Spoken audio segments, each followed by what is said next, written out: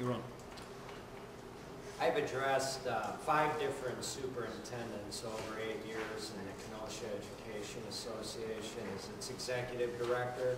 So I know from watching myself on video that when I move my eyes around the room and look at each one of you as I'm making remarks, that can look a little odd on whatever this video turns out to produce.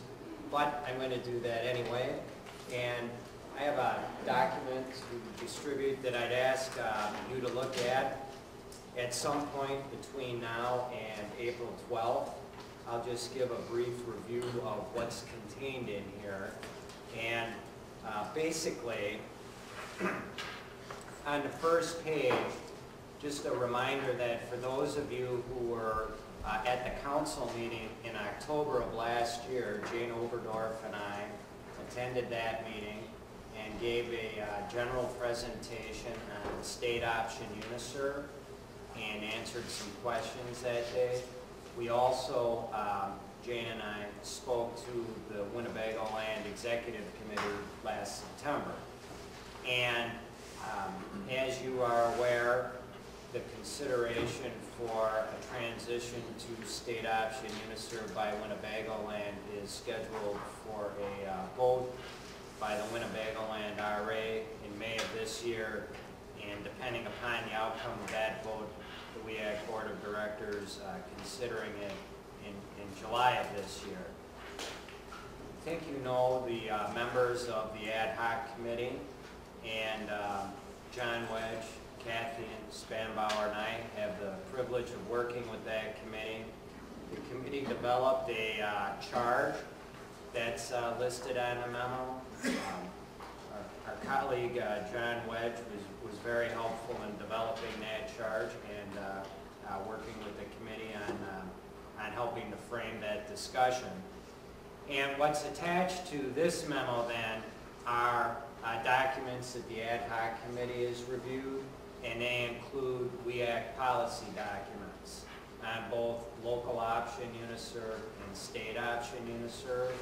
So it's a review of the WEAC guidelines for how the UNISERV program is deployed throughout our state.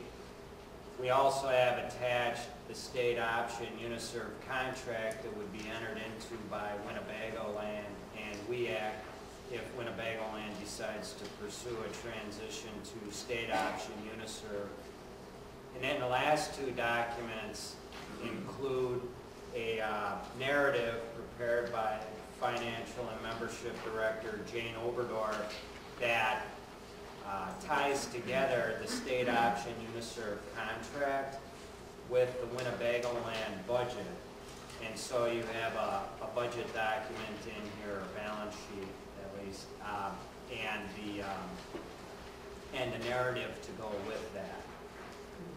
Also in here is the decision as made by council to transfer management responsibility to Dave O'Connell and myself. So that motion is in here, along with the Winnebago Land UNISERV Policy Handbook Table of Contents. And what we've done there is drawn a line through each of the provisions in the policy handbook that would no longer be part of the Winnebago Land Policy Handbook if you decided to become state option, because then those policies would be covered by the WEAC policies and procedures. So there's 2 policy handbooks here, fairly thick document.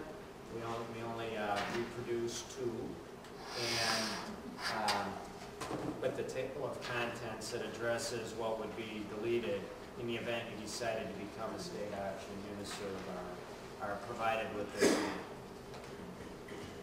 So if you have any questions for me, I can answer those now, or I'll turn it over to Nathan Curtis to address a few procedural matters with respect to this issue. Okay. Thank you. I just wanted to let people know and kind of reiterate some of the dates. I believe that these dates have been shared, although I'm not certain of that. So April 12th, we do have our first evening for discussions about the state, the pro-state option, pro-local option debate. The April 12th is not a regularly scheduled council meeting, so I would ask that you please make sure you get that on your calendars.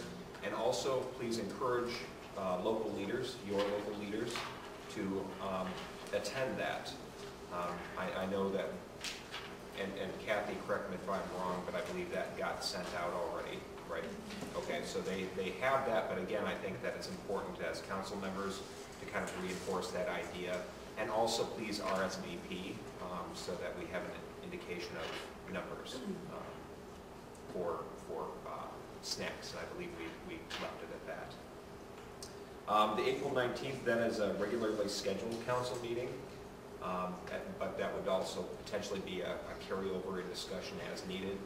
We do have a facilitator who has agreed to be there on both evenings if need be. There's also a May 10th, although I want to stress that's more of an alternate. We decided that it would be important for us to identify a date that if conversation and discussion needs to spill over, that would be a full date.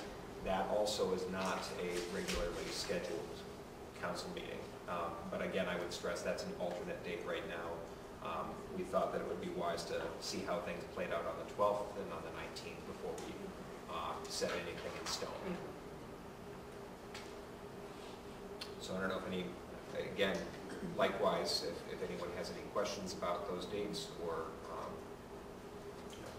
please. As long as we're putting all those on the calendar, then let's add the 17th, which would be the RA. The RA, yes, absolutely.